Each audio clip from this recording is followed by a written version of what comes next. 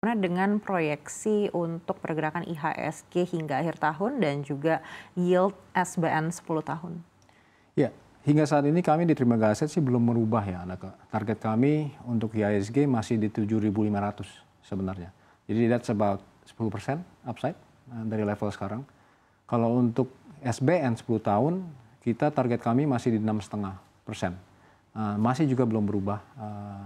Kami a bit cautious in SBN. Dulu sempat ada nasabah-nasabah mempertanyakan ketika SBN sempat ke 6,6, 6,7, apakah kami bullish?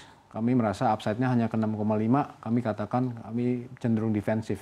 Dan defensive stand itu kami tetap pertahankan sampai sekarang. Karena kami melihat kita perlu katalis supaya SBN itu bisa yield-nya bergerak dengan agresif ke bawah. Katalisnya adalah meskipun real yield kita tinggi ya, katalisnya dibutuhkan adalah misalnya rating upgrade. Namun kalau kita analisa rating upgrade company rating agency, mereka mungkin menunggu pemerintahan berikutnya seperti apa, kebijakannya seperti apa, tim ekonominya seperti apa. And it's natural kan buat mereka untuk menunggu. Ketimbang mereka coba proactively doing it now gitu kan. Tentu saja itu that's their job gitu loh. Dan kemungkinan besar itu review yang besar hanya akan dilakukan next year setelah timnya lengkap dan kebijakannya lebih jelas. Baik, artinya sudah tertutup kemungkinan adanya rating upgrade hingga akhir tahun 2024 ini? Menurut saya tertutup ya, kita tinggal 6 bulan, a bit difficult. Baik, tapi untuk peminat SBN saat ini sejauh pantauan Bapak apakah masih tinggi dengan SRBI yang mungkin imbal hasilnya ini di atas SBN? Ada, peminat-peminat SBN saya kira masih cukup banyak, namun kebanyakan berdurasi yang pendek. Kalau durasi panjang mungkin perusahaan asuransi masih tertarik ya, karena mereka kan liability mereka durasinya panjang-panjang. Jadi untuk yang panjang-panjang itu eksklusif biasanya perusahaan-perusahaan asuransi atau dana pensiun yang masih memiliki liability yang panjang, mereka tertarik dan membeli dan just hold to maturity. Namun kalau ditanya investor asing, yang kita lihat selama ini masih berkutat seputar yang pendek durasinya. Mungkin SBN 5 tahun ke bawah. Mereka tertarik, termasuk SRBI, karena cukup menarik ya yieldnya sekarang. Baik, apakah hingga akhir tahun trennya masih akan seperti ini kalau Anda lihat? Kami lihat untuk IHSG 7.500 targetnya mungkin cenderung di paruh kedua, mungkin lebih dekat ke kuartal keempat, tapi tadi saya katakan biasanya market itu they speculate ahead of the actual event.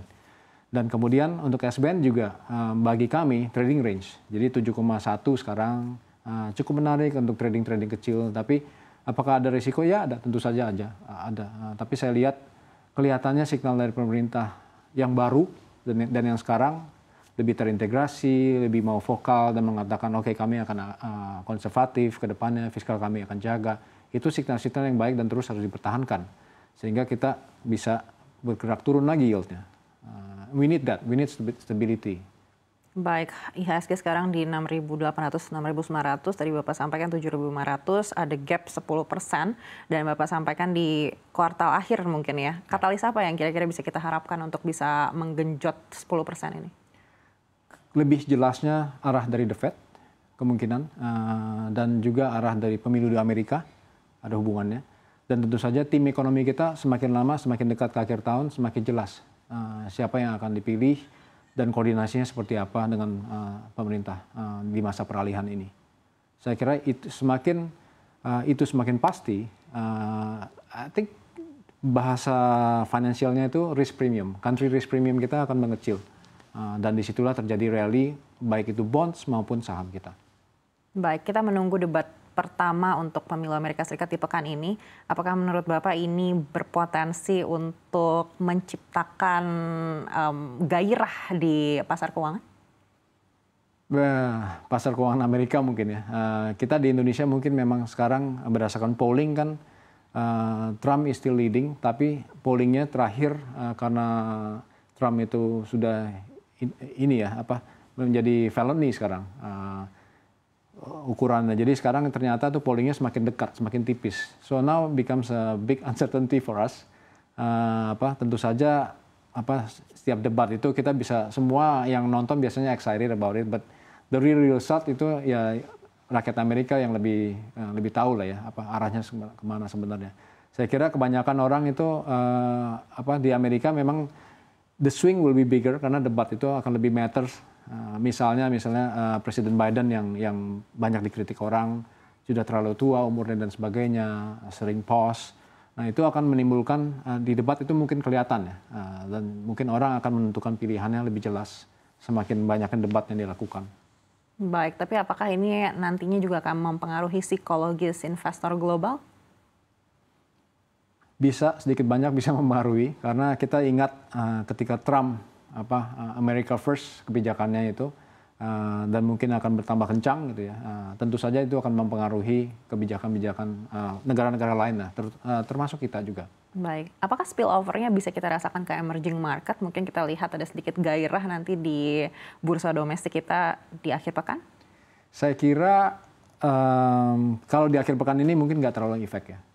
Tapi lebih pentingnya tuh kita sih perdagangan kita dengan Amerika cukup besar, tapi yang lebih dominan itu sebenarnya secara tidak langsung dampaknya. Karena apa? Perdagangan kita lebih besar dengan China misalnya. Hubungan antara Amerika dengan China, dengan presiden yang baru nanti di Amerika seperti apa, itu yang lebih penting buat kita sebenarnya. Karena apakah kita akan diuntungkan atau tidak diuntungkan gitu.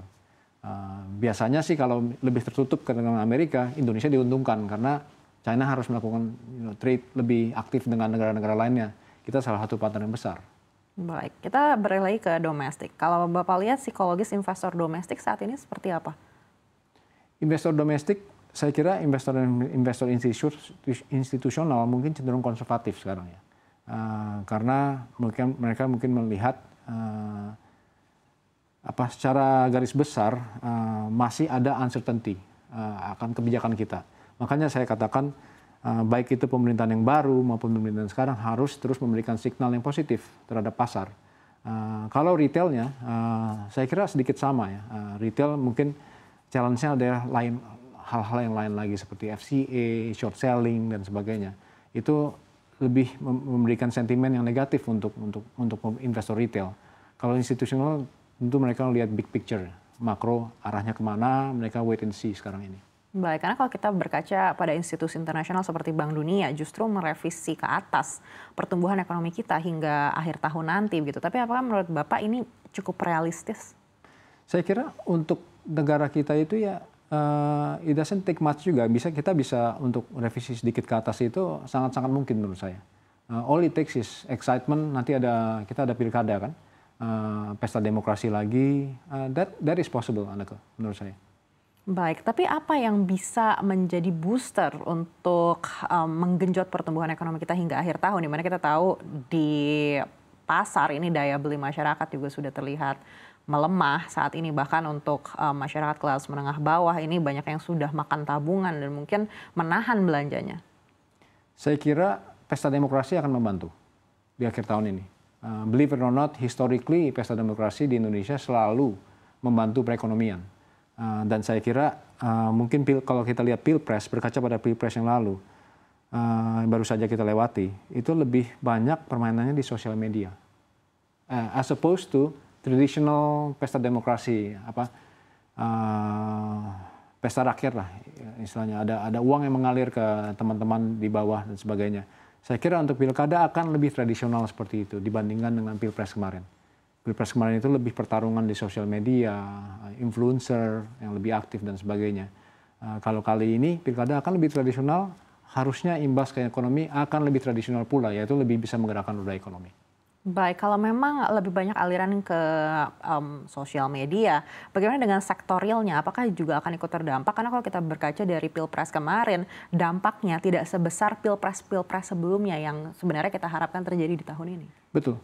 Jadi karena pilpres yang kemarin, kalau pengamatan kami ya, mungkin terlalu anekdotal, tapi I think it's important to see bahwa dengan menggunakan sosial media dan sebagainya, pengaruh ke real ekonominya tidak terlalu besar pilpres yang kemarin.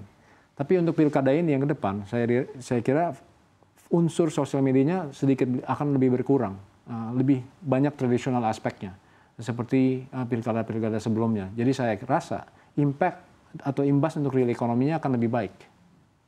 Baik.